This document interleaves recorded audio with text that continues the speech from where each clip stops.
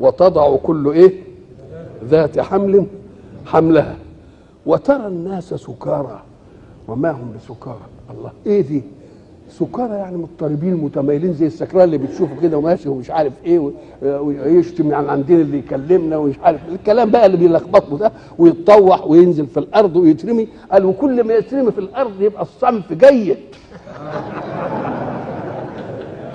ترى الناس سكارى وما هم بسكارى. طب سكارى يعني ايه؟ حركتهم مضطربه. الحركه، ومعنى حركه مضطربه قال لك ايوه، لان الله خلق الجوارح وخلق غريزه الانضباط في كل جارحه. كل جارحه لها مهمه. في الانسان هنا علماء التشريع يقول لك في هنا حاجه كده اسمها يعني بضعه التوازن، هي اللي بتعمل التوازن. ولذلك لما تيجي حاجه تدوخك تبقى دي تلقت شويه، يقول لك ده شيء يدوخ. يدوخ يعني ايه؟ يعني يأثر في الخليه بتاعت التوازن دي، يخليه ايه؟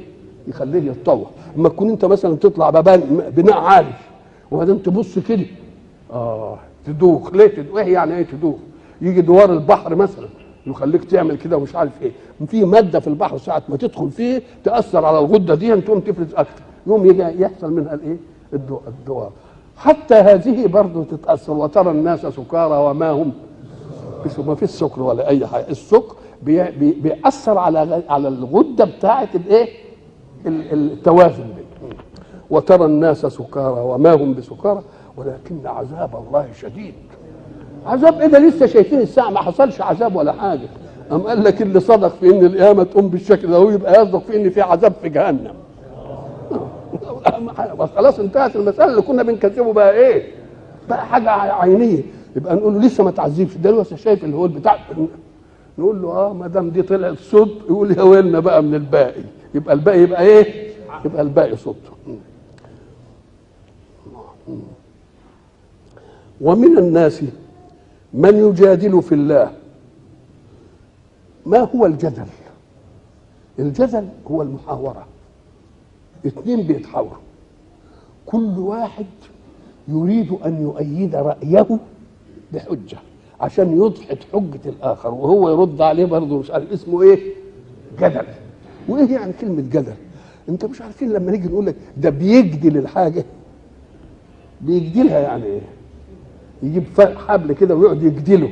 يجدله يعني ايه؟ يقوم يجيب الاثنين حتتين كده ويفتلوا يعني يبرموا. الحاجه الصوف او القطن مكون من شعيرات. الشعيرات دي اقصى ما تطول قد ايه يعني؟ في القطن شعره القطن اقصى ما تطول 5 سم بالكتير قوي. طويل التيله يعني، مش هو بيقولوا عليه كده؟ وقصير التيله. طب والصوف على قد طول الجزي يعني، هات ايه تبقى وصلت 10 سم، لكن بنعمل منها حبل قد ايه؟ طويل. طب ازاي بقى نمسك الحبل الطويل ده في الجزئيات دي؟ قام قال لك لان الاطراف ما بتجيش على بعضها. لو الاطراف جت على بعضها كانت تيجي على طول بس.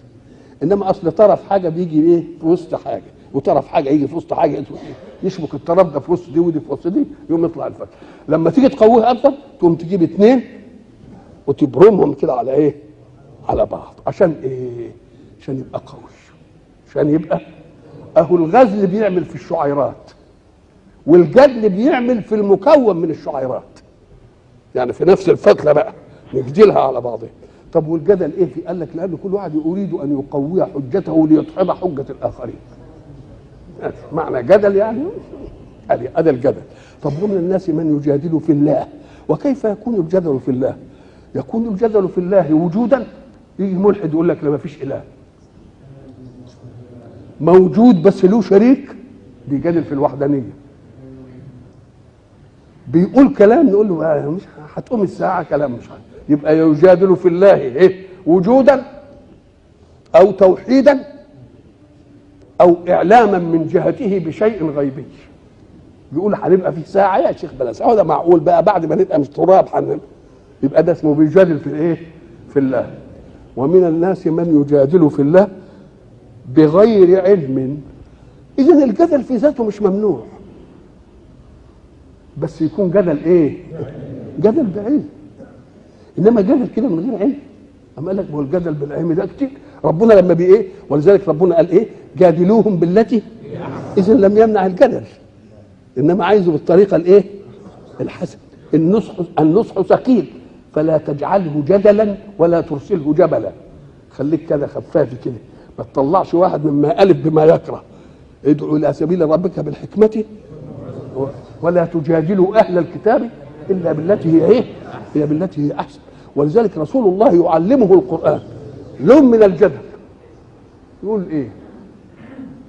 كل في جدلك لهم لا تسالون عما اجرمنا. قل لهم انتم لا تسالون عن ايه؟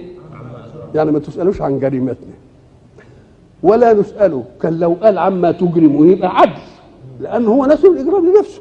قال لا تسالون عما ايه؟ وكان يقول ولا نساله عما ايه بقى؟ خلاها مقابل بقى، ما تجرموه. ما قالوش ما تجرمون برضه، نسب عن جاء عند نفسه قال اجرمنا. انما لما جاء عندهم ولا نساله عما تعملون. ايش الجدل الراقي ده؟ شوف تحنين القلب ايه شكل. يجي يجادلهم يقولوا مثلا ده مجنون، يبقى الجدل القرآني يقول له طيب ما هو الجنون؟ خلينا بالعقل كده. الجنون هو ايه؟ الجنون ان تصدر الافعال الحركيه عن غير ايه؟ بدائل اختياريه من المخ.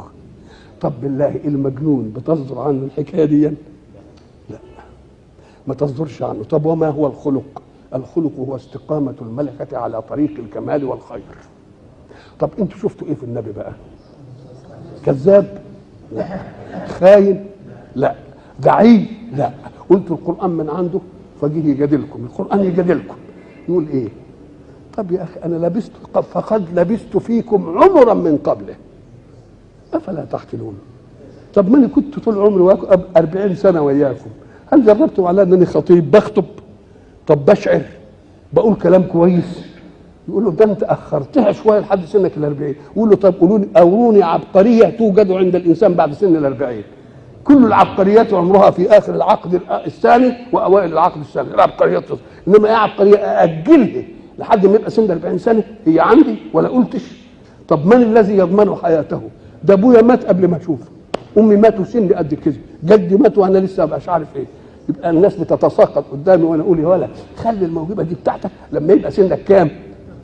40 سنه وبعدين فجرها. طب مين ضمن له بقى انه هيفضل لحد 40 سنه وهو شايف الناس بتتساقط من حوله؟ يبقى لازم تفهموا فقد لبثت فيكم عمرا من قبل افلا تعقلون. طب يا اللي بتقولوا مجنون، قل انما اعظكم بواحده ان تقوموا لله مثنى وفرادا ثم تتفكروا ما بصاحبكم من جنه. ده خلق قويم، ومعنى الخلق انضباط الملكه في سلوك الخير، ودي تنشا عن مجنون. يبقى جدل ايه ده؟ شكل جدل